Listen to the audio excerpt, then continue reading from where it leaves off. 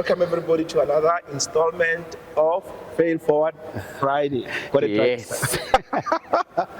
right. We're excited again for another installment. We're at this cool place, Collab. Yes. Mainland Maine. My name is Roche Mamabolo and I'm with the one and only.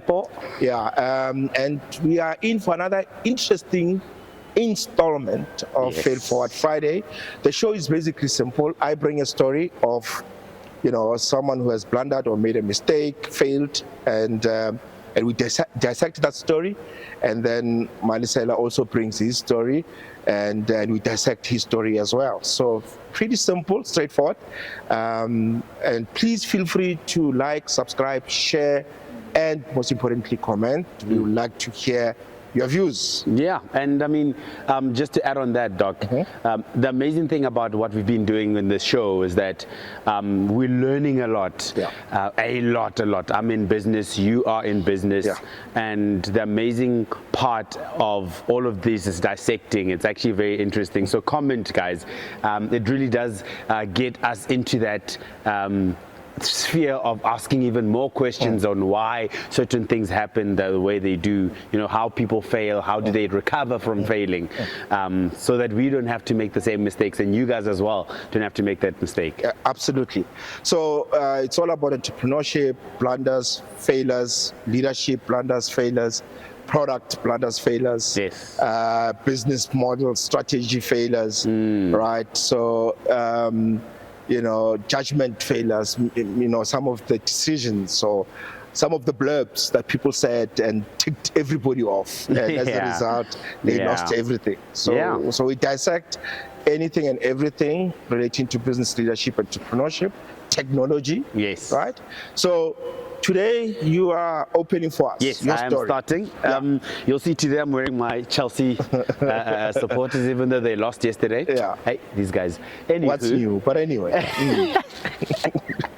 So I'll be talking about Juventus today. Yes. The football club in Italy. In fact, it is the most successful Italian club in history. Now, obviously not from a Champions League point of view with the Continental Cup, but from a league point of view, I mean, they have been dominating. So for those that don't know, Juventus again is an Italian football club that started a very long time ago, and they have been I think like I said, they had been very dominant. So they were dominating back in the 2000s, a lot in the 2000s and 2020s as well. Now, today I'm going to speak about two blunders that they did, almost within the same. And the thing is, it's Italian football is known for a lot of the scandals that we're going to hear about today. And the thing about that is, it's almost as if it's a culture. It's a culture of Italian football. So is it a situation of they are at the hub of the origin of the mafias? I would actually think about that. I think so, Doc, because I mean, how the mafias, we know about the world and the mafias and everything else, and how they control a lot of what happens, for instance, in Italy all the way to the US and stuff. But football is their entertainment. I mean, Europe and football is like, in the same. After pasta, soccer is there. Exactly. For them, they live almost like Brazil in that way, right? So I mean, like I said, these guys were dominant in from 1990 all the way to the early 2000s. That streak, they were very dominant. And I mean, they had players like you actually mentioned that Zidane. I remember Zidane before in the 1998 World Cup. He was playing for Juventus, and you reminded me of that. They had people like Del Piero. They had what's his name? Buffon, Inzaghi, Buffon. Yes. So I mean, these guys, they had top of the top, So Andre Pirlo, I think also. Andre Pirlo eventually came. So they were Cannavaro, Paulo Nedved, quite a lot of players. Yes, exactly. I think they were also coached by Marcello Lippi at some point. Yes. You actually mentioned, Doc, that they came to South Africa. I didn't even know. They came to South Africa, I think, I can't remember, in the 90s. They came to Loftus. There was this whole, I can't remember what challenge, where some of the international teams. Oh, like Vodacom challenge that used to happen in Parrot. Yes. And I remember they came to Loftus, and I was there. I attended that game, and I remember seeing these dribbling wizards. Yeah. And I was like, "Who's this guy?" You know, because he had these touches, as if like Dr. Kumar. You know, those, and he's one of those one touch, but you can see there's magic in this talent. Only later I realized it's Zidane. Yes, that's very cool. Like, I actually would have wanted to see Zidane. He's the only person who stood out for me. Yes. From that thing. I don't know who won. I don't. But when I remember that game, I remember him. If Zidane was in there, they probably won. I mean, okay. So in 2006, what happened was that the authorities uncovered a massive scandal of match fixing, and what was happening is the chairman of Juventus was actually how he was match fixing is he was picking the referees that will ref Juventus games. Like, not even Juventus, no. So he knew that these guys will favor Juventus, and he would pick them out for that. What ended up happening is they discovered this, and they then got relegated. So, yes. So I think the Juventus director was Luciano Moggi at the time. Yes. So in 2005, 2006, so they took away the 2005, 2006 titles in that sense that they won, and then they got relegated to Serie B. Obviously Serie A being number one, on top of the Premier League, and then Serie B being the championship in that sense. Yeah. They then a lot of top players left. In that time as well. Ibrahimovic was there at the time as well. He left. Cannavaro left. Buffon stayed. Yeah, him and Del Piero actually stayed at the time to help them build back. Yeah. And within one season they were back. You know, which is crazy. So within one season they were back. But I think they were good anyway. No, they were. And I think that's the thing.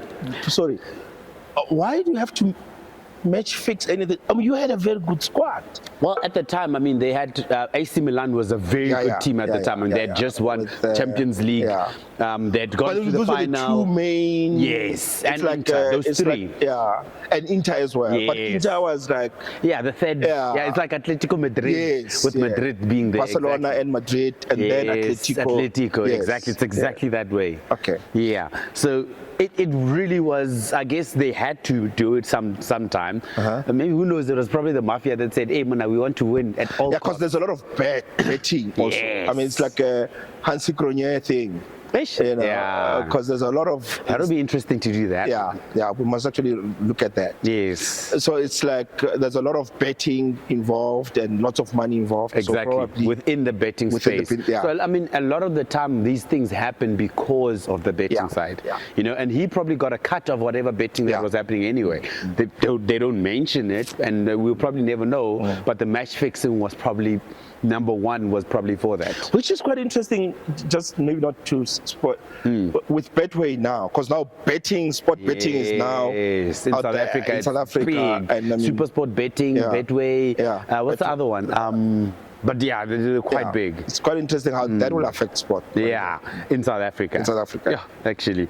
So again, they went back into Serie A in 2000 after winning 2007 league Serie B, and then by early 2000 they were back on top. And then from 2010 till 2020.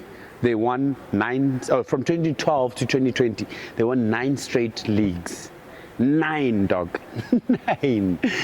straight leagues, but it's almost like they didn't realize. I mean, they didn't learn, because what ended up happening in 2023, there was another financial scandal that happened, and history repeated itself. Now, I mean, again, you wouldn't think that these guys would do something like that. I mean, you're winning, but as you mentioned now, rightfully.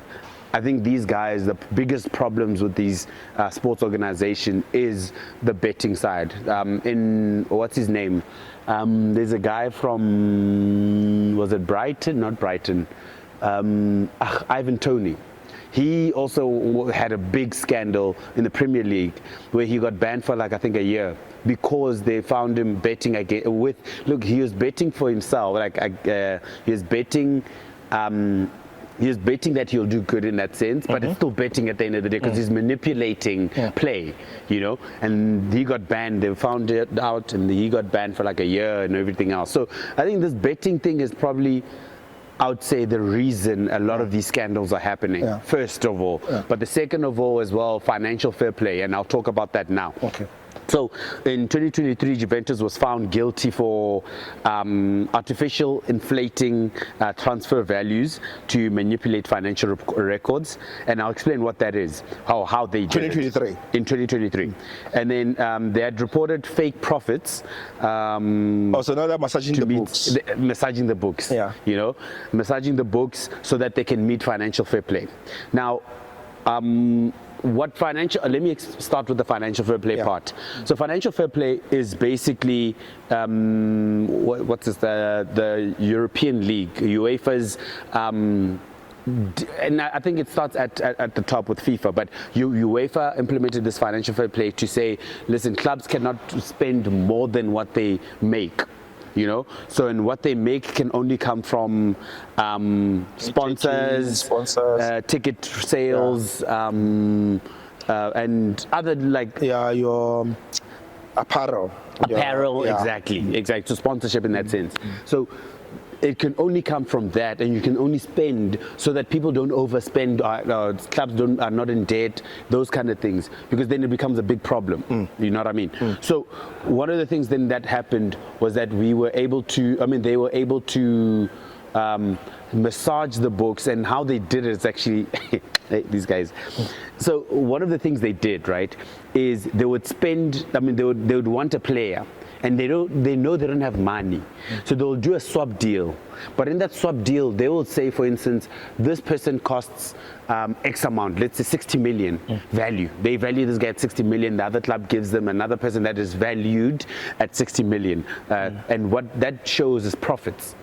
You know, so in fact, not even 60 million. They'd say this person cost 59 million. So that 3 million is profit, even though they know very well that that person is probably worth 20 million. And it's very hard because, how do you prove? So it's fair value accounting. Exactly. How do you prove that that person is not 60 million?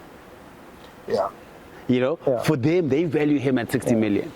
So it's actually very interesting to say. And then one of the things that they did was the club then consistently operated at a loss and relied on. So the whole thing about financial fair play is that a lot of clubs, what they would do is they'll get investment from these big guys as well, like these big billionaires, and those big billionaires are just pumping money in there. For them, it's just they're pumping money, and that's exactly what happened with Chelsea actually. Funny enough, where Abramovich came in, and that man spent big, and look, it showed. We won. Man City, the same thing. They came in and spent big, and it showed. And the thing about that is it then creates an unfair advantage for those clubs. And that's where obviously a bit of the issue is as well. You know, so one of the things, I guess, again, fair play, financial fair play helps with that, from that point of view, maintaining financial transparency as well, making sure that these guys are not going into debt, because you're going to be in debt and then people are going to come knocking, and then you're a top club and then now you have to close because there's no money, which is almost what happened to Chelsea, but in a different way, right? Where the whole Russia thing happened, and all the oligarchs were found, they were sanctioned, froze their assets, and then Chelsea was in trouble. Funny enough, actually, talking about Chelsea, they actually did a similar thing this season. Because what happened with them, and talking about financial fair play, these guys spent, in the last 2 seasons, spent over £1 billion. And they had to sell their talent, so the academy players, because all the academy players are profit. They got them for obviously nothing, for nothing, just a salary, and then they sold them for hopefully X amount. And what they did is one of the guys, one of the academy guys, was going to Atletico, and Atletico is also in that situation of having financial troubles in that sense, and they needed to get rid of one of their top players. And funny enough, I think about it now, is that they sold we sold them, what's his name, this academy player, for something like £50 million, which I wouldn't say he's not worth it, but I mean, it's just one of those things. And we bought the other guy for £56 million, meaning they made a profit, Atletico, and we made 100% profit because he comes from the academy. So even for 50 for us is nothing in that sense. And then what that does is balance obviously the books of why we spent with those other guys versus now. So it's this whole thing as well, the financial side of things in football. Barcelona obviously went through a lot. I was going to ask you about the Messi situation. Is it a similar situation? Similar thing where they financially they were just, I mean, obviously Messi was getting paid 600 million. Was it 600 million? I'm lying. But it was a good sum of money that he was getting paid per week. It was £600,000 a week or euros a week. And back then, I mean, 600,000 euros for a week was like unheard of, you know, but it's Messi, you know, and now that obviously put them in a detriment of the salary wage was obviously very high in that. I mean, they had all these top players as well. Those guys obviously left. Messi also, they couldn't afford to pay him anymore because they were in financial dismay in that sense. And that obviously caused them to have this whole issue. So I think more than anything, if we were to go into, in general, sports and the finance of sports, you can see sometimes sports is actually more expensive than you think, especially team sports, because the salary bill for team sports is ridiculous. All these big time, I mean, even rugby, the salary thing for them is like huge. Cricket, football is not, even football is probably number one, you know. And especially on how it functions. The US is a bit different because they don't even have relegation and those kind of things. They actually work from every year you're guaranteed to be in the league, you know what I mean? The NFL, in the NBA, you know, those kind of places. You're guaranteed a certain sum of money, meaning it's very stable. It's not like in the Premier League where you have to fight to keep above. Because if you don't keep above, I mean, Premier League, English Premier League gives something like 100 million pounds a year just for being in the Premier League. Now you can imagine these small clubs that are coming from the Championship. So Juventus, I think from their point of view, coming back to Juventus' story, is this actually, for me, is actually coming from that place of, I want to say, greed and sports betting, and obviously the massaging of the books is that, again, the business of football maybe is not making as much, and especially because, I mean, if you're not winning Champions League obviously is giving you a lot of money as well. I think they give something like TV rights for 65 million. So a lot of clubs want to be in Champions League. Then it obviously boosts up the money that they need to spend. So these guys, it's quite crazy though, because one of the things when you grow up watching soccer or sports and you look at it from a consumer point of view, you know, it's one thing. You look at that sport from one angle, but when you then understand the business model of how this thing is ran, it gives you a completely different picture. Let me give you an example. So one of the arguments, not arguments, but one of the debates that I've been having with a group of friends is, why don't we have, in South African soccer, why don't we have what do you call this, VAR? Oh, yes. Right? And this guy then I have this friend who works for one of the prominent teams in the country. So I asked him to say, and I think we lost, you know, under some dubious circumstances. And I asked him, so why don't we have VAR, right, in South Africa? Because if you're going to say South Africa is one of, if not the biggest league in Africa in terms of monetary terms, infrastructure and all those things, why then don't we, why are we not leading in the continent when it comes to VR? And so he gives me the number. He says, I hear you, but it's not as cheap as you think. And so he gives me, you know, and this is the message that he sent. He says, football in South Africa, in Africa actually, is a part-time kind of a business where there is no real economy, unlike in the UK. You know, in the UK there's a huge. Because it draws crowds, but in Europe and say in general, yeah, in Europe, Bundesliga, Serie A, Premier League, it's a proper economy, right? And so he says, let's work out what an average team. So he's throwing me these numbers, right? And then he says annual cost to run a team. So maybe let me put this as a disclaimer in this book. And we're going to talk about there's a guy, he's a millionaire, billionaire, makes lots of money. The book is how they blow it. CEOs and entrepreneurs behind some of the world's most catastrophic business failures. So the guy makes lots of money. He buys a soccer team, right? And it goes horribly wrong, and then he loses. So these guys, they've done a research, pretty much what you are talking about. They've done a research in terms of how much does it cost to run a team, how do you make money, blah, blah, blah, blah, blah. And the conclusion is, actually, it doesn't make sense why you want to own a business club. It doesn't make sense because the whole thing, it's just a cost center. It is. Right? And he says a lot of the times what they have observed is if you are a billionaire and you want to be known, then you do that, then you buy a soccer club, right? And people talk about, but there's also tax avoidance and what. They're washing money. I'm like, money laundering. Well, I'm like, sure, but this thing can actually sink your business. Sure. I mean, remember Bloemfontein Celtics, but Malesela tried to sell it several times because to run a soccer team, Real Madrid tried in the Premier League with Ria Stars. It's a huge, giant financial pit where money just goes flowing. Right, and especially if you are your Celtics, you're just coming into the Premier League. You don't have deep pockets or sponsors to, right? So here are the numbers, right? Having put this as a caveat. So here are the numbers. To run a team, right, annually, it costs you 50 million. At least annually. Decent outfit, 50 million. That is salaries, transport costs, accommodation to go to, technical team salaries. 50 million to run a team. PSL gives you a grant of 30 million. Right? So you have a deficit of 20 million. That you need to find somewhere to close 20 million. To break even. And if you don't have a sponsor, right? And you're relying on match day income. Right? That's not going to happen. If you're not Chiefs or Pirates. Exactly, or Sundowns.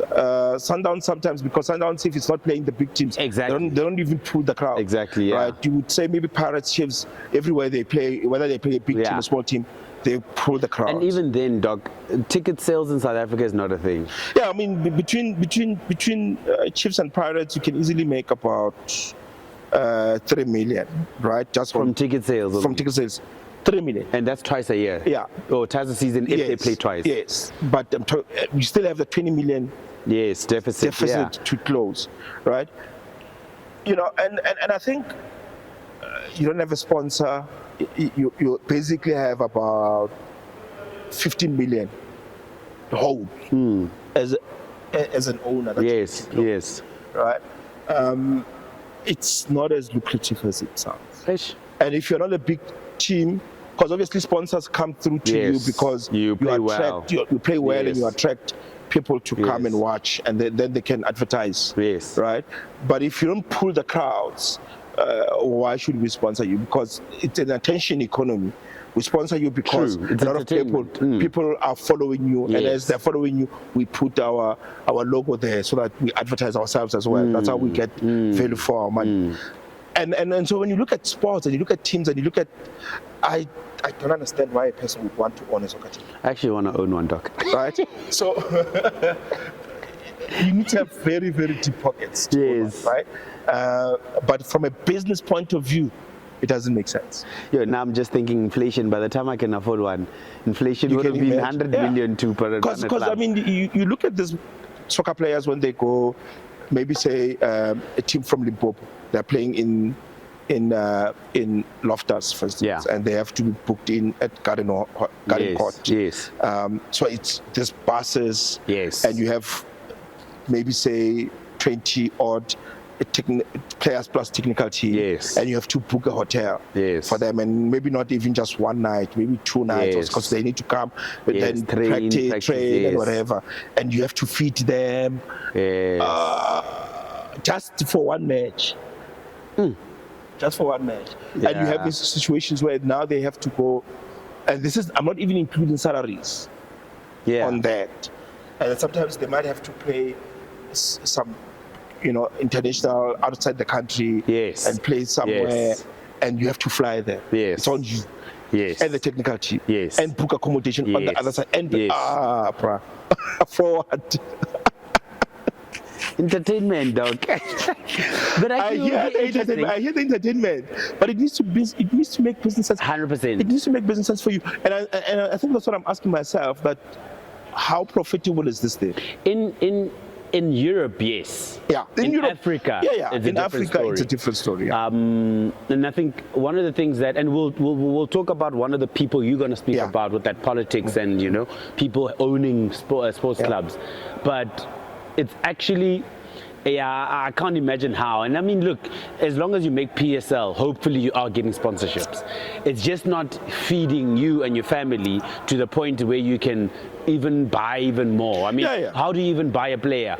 Because those people are going to want, and that's just running. Now there's the capex side where you need to buy players, swap players, pay coaches that are not, pay off coaches that are not pay off. But when you fire a coach, you have to settle whatever they need to. Like there's many other things outside to play or practice and those things cost money.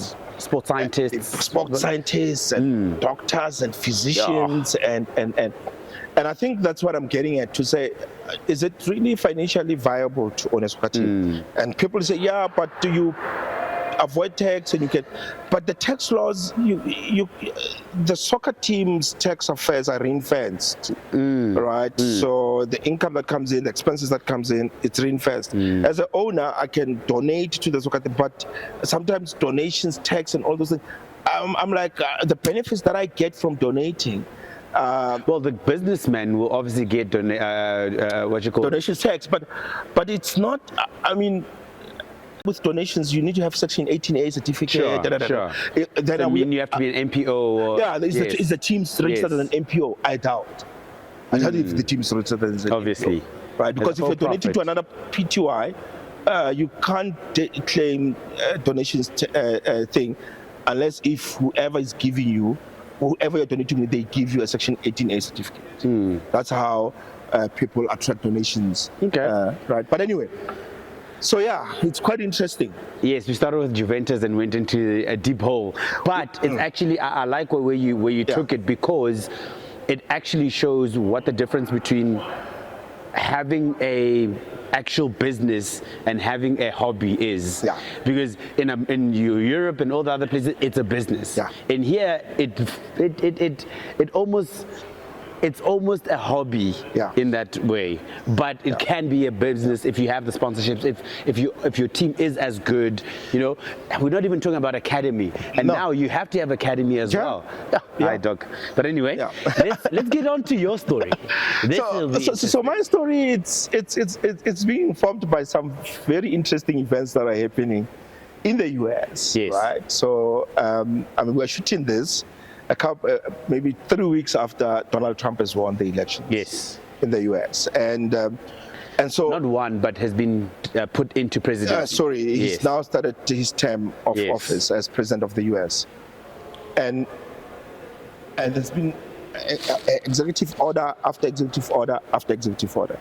As South Africans were also affected by these executive orders, but there was a press conference that was done at the Oval Office a few days ago with Elon Musk giving feedback as to Doge. The Doge. Yes. Doge. What does it stand for? Department of Government Efficiency. Efficiency, yeah. Yes.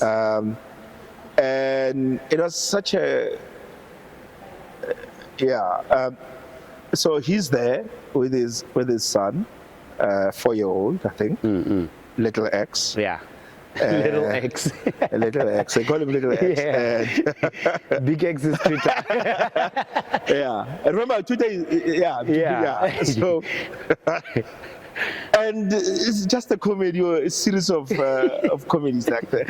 I mean, the recordings of Little X saying to, I don't know, but he's saying that to Trump, something like "shut up, shh," you know.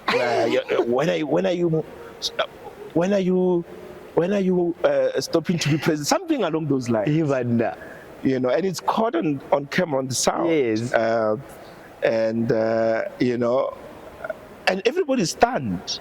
Firstly, just the whole cosmetics of it, like why Trump, is the sun even the there? sun is even on his. Yeah. Firstly, why is the sun there? Secondly, he's not even wearing a suit. He's just wearing some shirt and a jacket. Who's this? Elon Musk. Yeah. With a cap. And at some point, X was on his shoulders. Yes.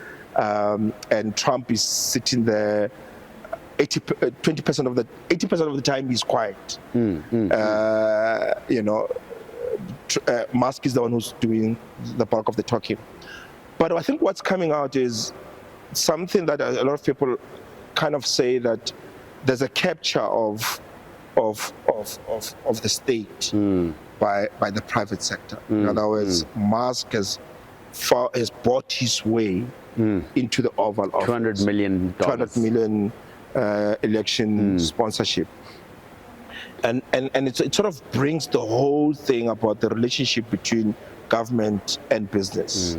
And to what extent can these two cozy up? I mean, in South Africa, we had a whole 4 years of state capture commission. Yes. The Zondo Commission. Yes. Where it was about the relationship between former President Zuma and the Gupta brothers. But then as they were, that's what ignited the whole thing. Yeah. But as they were digging deeper, they actually realized a whole Pandora box of other players. It's bigger than just what they thought it is, but there are also other players, politicians or political figures, or they call it related individuals or persons of interest, who often persons of interest are, you know, your private business people and their relationship with politicians, and in return there's allegations of kickbacks to say, if you sponsor my campaign, when I'm in, I will give you some of the contracts, right? But that's age old, right? That's age old. It's always been there. Yeah, it's always been there, and I think, you know, and that has always been the question in South Africa. But why is this now an issue now? Well, it has been happening for a very long time, you know, and I think that whole question is now coming out with Trump and Elon Musk. That you know, and there's also the whole conflict of interest debate that's coming out to say, but Trump, you've got business. You know, are we not sure that some of these things that you're doing, you are feeding into your business, and at the detriment of your competitors as well? Because as you're accessing this information, some of this information might be private, confidential information that you should not be exposed to, because then you are then having this unfair competitive advantage. In other words, you are the referee and the player at the same time. True, yeah. Right, and I think that's always been what's coming out to be the debate right now. That then you'll be getting contracts for SpaceX and Starlink and all those things, but you're also working for government. But I think that's what's happening now. We'll see how that unfolds in the next few years. But then you go back to another relationship that gone wrong between private or entrepreneurs or business people and politicians, is the story of Mikhail Khodorkovsky, which is quite detailedly captured in this book. And Mikhail Khodorkovsky is this guy, one of this Russian oligarchs, you know, at the fall of the Berlin Wall and the end of the Cold War. There was a whole lot of, because most governments were pulling out of the Federation, the USSR, and they were establishing themselves as independent states, right?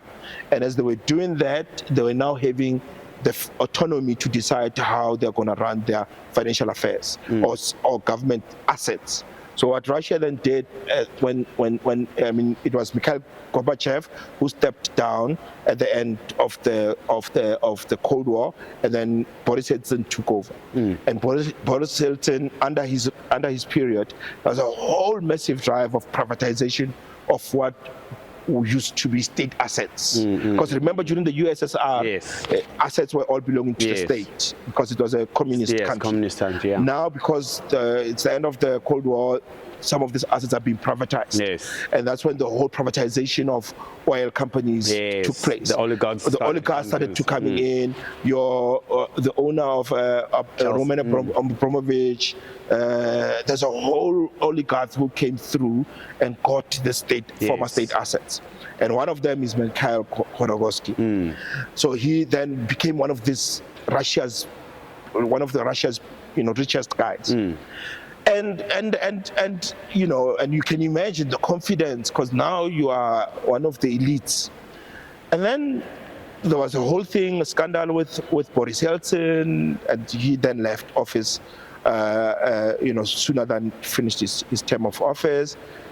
At some point he was being accused of abusing alcohol, stress. And then he left. Then come the infamous Vladimir Putin. Who, before he was there, he was part of the KGB. And in fact, there's a story that says actually Putin his mother passed on after giving birth to him. And I can't remember the conditions, but he comes from a very underprivileged background, where I think as an orphan or something like that. And he grew up, making his, as the Italians would say, making his bones, right, to become one of these trusted lieutenants in the KGB. And he worked his way through. Also was very close to Yeltsin as well, but very quiet, reserved guy in the background. Not approving of. In fact, that's the people who are saying he was very upset with the fall of the Berlin Wall. And obviously always harbored ambitions of restoring the former, according to him, the glory years, the years of the USSR. So he then took over from Boris Yeltsin, and then, the transactions were already done. And he was like saying to the guys, there's a new sheriff in town. If you do business, stay away from politics. Do business, right? If you do politics, stay away from business, do politics, right? Don't try and I think that's the thing where he's basically saying don't try and conflate the two. Don't try and think that because you're a business person, you'll come and cozy up with government in favor of tenders, basically. So he's drawing the line, and a very solid line, right, to say don't try and do this. So Yeltsin, Khodorkovsky says no. Right. Now he's powerful. Yeah, he's powerful. He's running a company called Yukos. Yukos is an oil company, and he's like, no, we have a freedom to choose. We are now no longer in the old days. This is the new days, and obviously they have a clash, and so they started with taxing. We spoke in the previous episode about China and Jack Ma.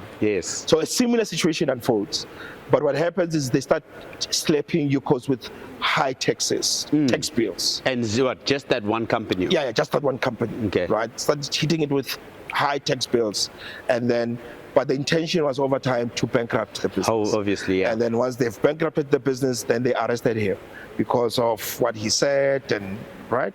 They arrested him and threw him to jail 12 years. And jails in Russia, Siberia. Right? It's cold. And the circumstances are not so unlike some other jails in Europe. There it's crazy. So they throw him in there, and so he spends about 9 years or so, or almost 12 years, and he's supposed to come out. And obviously, before you come out, you need to have fulfilled some of the conditions to be in jail. And one of the conditions was you were supposed to go for knitting classes. Knitting classes. So that's one of the conditions that he was supposed to do, and he refused. He refused to go for knitting classes, and they added extra 2 years. They added extra 2 years because he refused to go for knitting classes. Then he said, if that's the situation, I'd rather do extra 2 years. Then he did extra 2 years for knitting, for refusing to do knitting classes. And then he came out, and obviously he fled the country. Now he's in opposition of Putin. But Putin, what he has also done is he has sent his KGB guys to go poison. There's another guy in London where they sent the KGB guys to go poison him. They have a meeting. Let's talk, have a meeting. They go to that meeting. They poison him with radiation or something, put it in his tea. He remember taking a couple of sips. He's fine. He gets home. He starts getting sick. And then he realizes those guys. Yeah. Right, and then he passed on eventually. So and then there was a whole lot of guys. We spoke about Alexei Navalny. Yeah, Navalny as well challenged Putin. Right, it didn't end very well. Yeah, he was also poisoned. Flying from I think he was flying from Russia, going somewhere. Yes. And then he stopped at the restaurant. Yes. I don't know if it's Starbucks, but one of the coffee restaurants, and then ordered coffee or tea. Somebody intercepted that tea before they bought it while at the airport, and then he drank, and then they went into the airport while the airplane, I think it was taking off. Or it was about to take off. Right? Started getting sick. Started screaming. You started screaming, and they are killing me, right? Something along those lines. And they took him boarded him, and then took him to hospital. They realized he's poisoned. They start to think the tea that he drank. Yes. And then he fled to Germany. While he's there, he decides, I'm not gonna be scared, to go back to my home country and fight for my people. He says, I'm going back. When he was better now, and we flew back to Russia.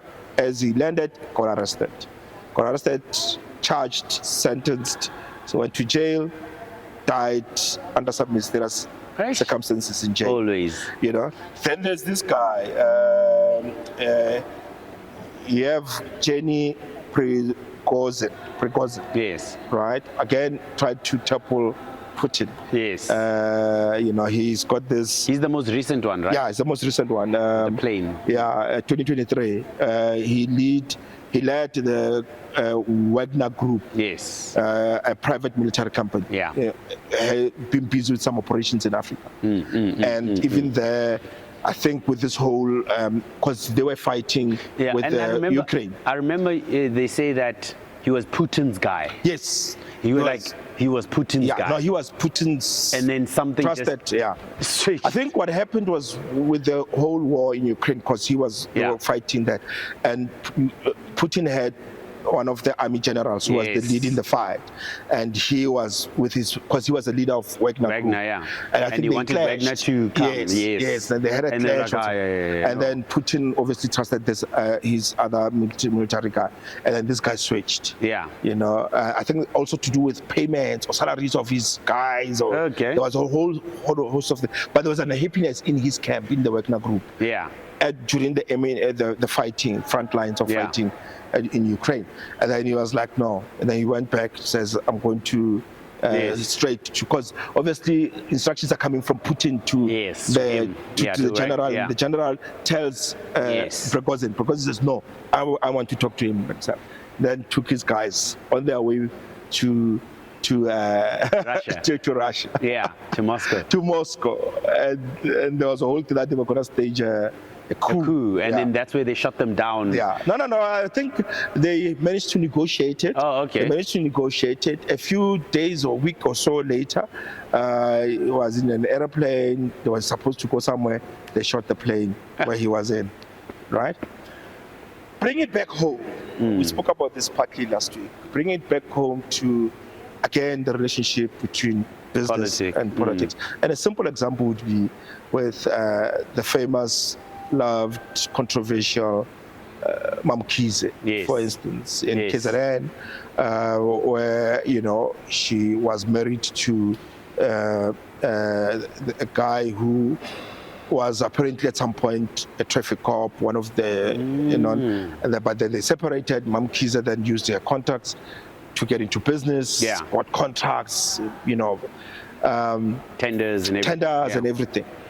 And there are also, because of that, there's also suspicions that she was also funding the governing party. I mean, you don't get those if you don't, in that sense, right? Yeah, I get what you mean. So now with the recent elections, the ANC has lost grip, their stronghold in KZN. But I mean, one can argue they're still in power, but not as before, right? They performed very bad.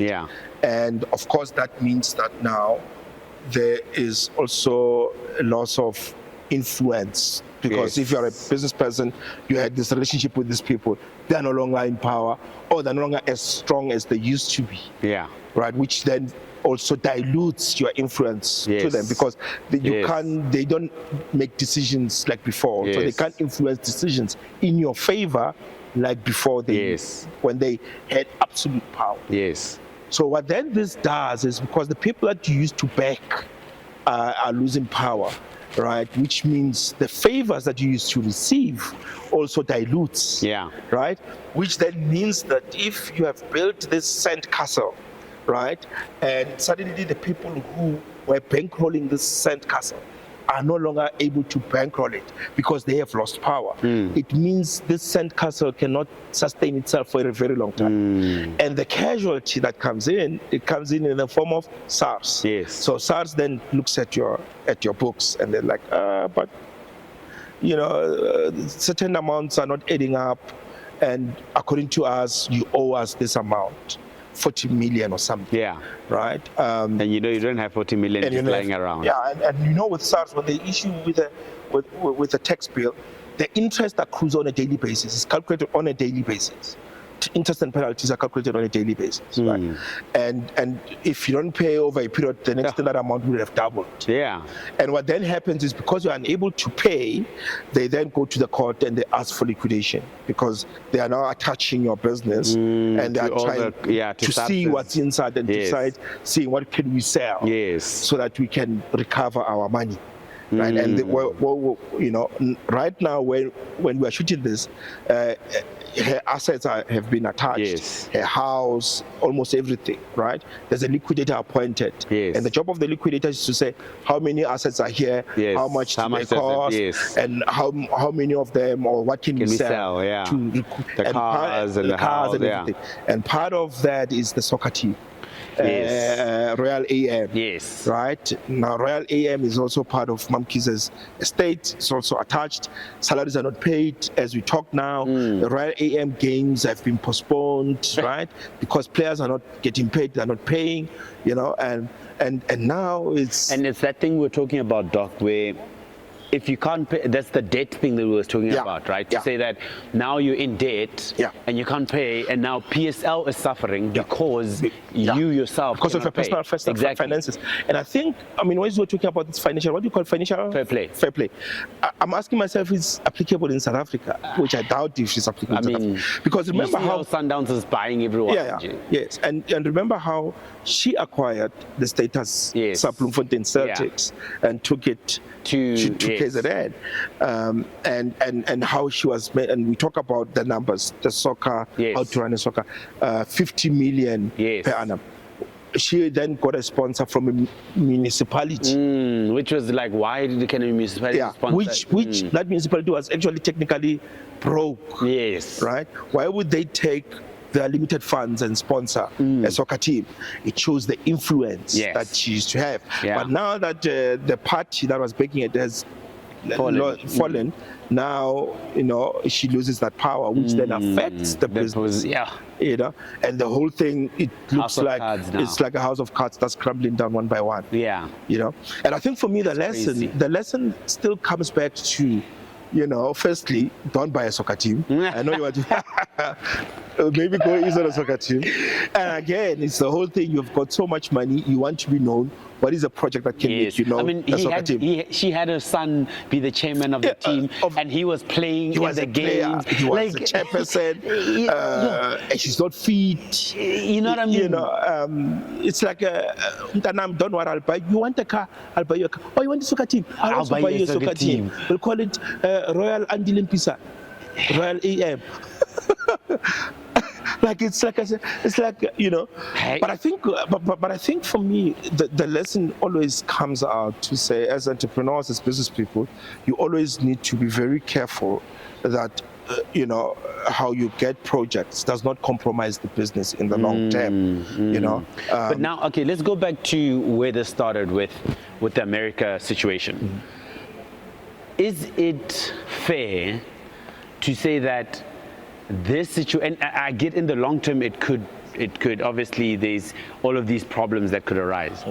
But from what I've been hearing, for instance, Elon has been doing a lot of cuts, because as we read that book, in the Elon Musk book, Doc, and in there he talks about the idiot, is it the idiot idiot barometer, or idiot something, where something that's not supposed to cost a certain amount should not be costing that. And I was listening to something. Laws of first principle. Yes, first principle, but idiot index. He calls it the idiot index. To say how is something that costs you $1 to make costing $5,000 to sell? That's impossible. And yesterday, funny enough, and the other day, the last 2 days, I've been watching a lot of what's happening in the US in this Doge thing. In fact, it was yesterday. And they talk about how the military of America has something like $1 trillion budget, Obviously, that's crazy. And he's like, but why do we need $1 trillion? Do you guys understand what $1 trillion is? Why do we need it? And he's like, he's now going into the actual the military, and finding out all of these situations, and they not firing, but they letting go of quite a lot of people that are just doing nothing in the military. A lot of projects have been stopped. I mean, there was a project where they want new jets, third thing of jets, even though the world is moving into drone warfare, for instance. And to say, but why do we need jets and people fighting and risking people's lives instead of just having a whole lot of drones that could shoot each other down? You know what I mean? That saves you money. It saves you, I mean, the jet project, they had 2 companies that are developing those jets, and each of those companies got $200 million or $2 billion or something like that, or $3 billion. And they were like, but guys, how does it cost you $3 billion to create a jet? Look, I think ultimately the debate comes to, can you run a government like a private business? True. Because he's bringing private business principles into government. And that's a question. And I think that's the biggest question that the US has to answer. We'll see the answer as time goes on. Because he's bringing the mentality of how he acquired X and got in there and fired but everything, even SpaceX, right? How he started SpaceX, how he started. And the jury's still out in terms of if it's going to work or not. Is X financially profitable? Yes. Because nobody knows. He never discloses how much. Because it's still a private company. It's still a private company. Sure. So and that's the question. People say, but you're coming up, you're saying you do all these things in your businesses. Are they profitable? We don't know if those things that you are doing here in government have actually resulted in X being profitable. Because it's a Coleman Andrews story. I don't know if you remember Coleman Andrews. Coleman Andrews gets into SAA, was the CEO of SAA, slashes costs, sells aircrafts. So he sells aircrafts, balance sheet looks profitable. But the income statement looks profitable. But the balance sheet is very weak because you have sold the aircrafts, the assets, right? And I think that's where the question comes to say, he's slashing everything. Now they're going after education. They want to close education, give government, privates a certain amount of grants to take your kid to a privately run school, right? So the government does not have to school your kid. The private sector will school your kid. What we can do is we can just subsidize you to take your kid to. And I think that's where the question comes to say, but is that the business of government? But Doc, first principles running the world, the laws of gravity, you can't say I'm in government, it doesn't apply to me. And we can't say what? You can't say I'm in government. The law of no. So, but remember, government by its very nature is a socialist. True. That's institution. True. It's supposed to take care of people who can't take care of themselves, where there's a gap between the private sector and government. Then government comes through. So let's say, for instance, you look at housing. Yeah. There's a whole number of people in the country who cannot afford housing. They can't go to the bank and ask for a loan because they earn lower than the threshold to qualify for a bond. Yes. Right? And so the government comes in and says, no, it's fine. We'll build houses for you. Yeah. Right? What Elon then comes and says, no, we're not going to build a house for you. We will subsidize. So in other words, we'll give you 50,000, right? And then you take that 50,000, you go to the bank and you'll see if the bank will meet you halfway and give you another 50,000 that you can then build a house. Sure. There's a danger in that because the responsibility of business is to maximize profit. Yes. Right? Yes. That's their responsibility. Yes. And you have poor people who cannot afford. Yes. It's a housing crisis in America. Yes. Where you are giving people who cannot afford money to afford, but they don't even have and it's the a money bubble. to. Yes, they don't even have. It's a bubble. Yes. And once that bubble bursts, it's a danger to everybody. So here's my question, Doc. And I hear you. Is it not then fair to say that to a certain extent you still need some of the principles that help? So still go out and, because my thing is there's so much wastage in government as well that it doesn't make sense, right? And what I mean by that is you then can go to a point where you say, okay, I'm not subsidizing, but I'm looking at the process of how they build houses so that we can get cheap material, cheap. So sourcing, for instance, now someone that tries to make 1,000% profit is actually only going to make 100% profit. And I think there's room for that. Yes. There's room for that. But I think Musk is coming from the extreme end. No, he's extreme. That I agree with. He's coming from the extreme end. Yes. He's like cutting everything. Cut age, cut. Yeah. And he's trying, and I think there's a difference between trying to maximize profit and trying not to excessively spend. Yes. Right? So there is that. And I hear your argument that you don't want to just excessively spend unnecessarily. Yes. Right, but there's also, guys, let's cut even the spending. It's not necessary. Let's cut everything. Yeah. For him, he doesn't understand socialism. He doesn't understand that. Yes.